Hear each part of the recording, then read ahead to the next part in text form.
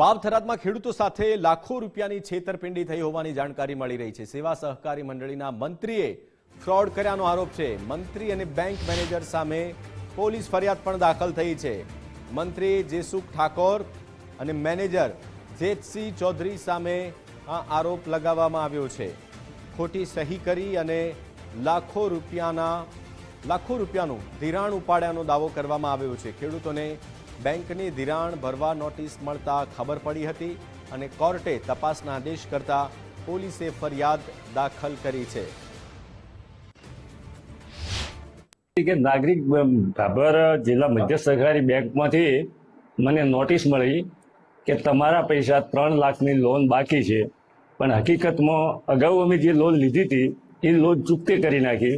એની પછી અમે 1 પણ રૂપિયો નવો ઉપાડેલો નહોતો, પણ છતાં મને નોટિસ મળી એટલે મને ખ્યાલ આવ્યો કે ભાઈ આ પૈસા બાકી છે એટલે હું બેંકમાં જોરાવા ગયો।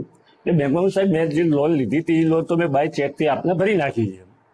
તો કે એની પછી તમે નવી લોન લઈ ગયા છો, તમે આજે ભરી અને બીજા દિવસે પૈસા ઉપાડી લીધા છે। મેં કીધું આવી લોન બીજી વખત મેં કોઈ ઉપાડી નથી। નોટિસ આવી, અમે નોટિસનો તપાસ કરતા અમને જાણવા મળ્યું કે આવા અમારા નામની 7/12/8 ઉપર મારા ખાતામાં બોજો રાખ્યા વગર કેસીસીની 3 લાખ રૂપિયાની લોન લીધેલી।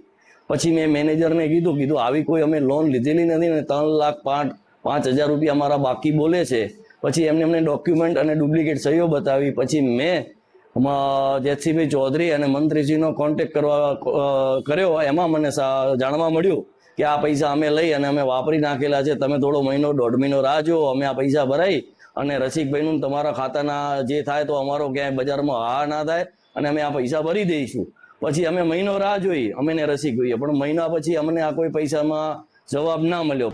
કોરોનામાં થઈ ગયા 2021માં અને 2023માં ધિરાણ અમારું ઉપડ્યું તો મારા પપ્પા વખત થઈ ગયા છે, અમને કોઈ વાતની ખબર નથી।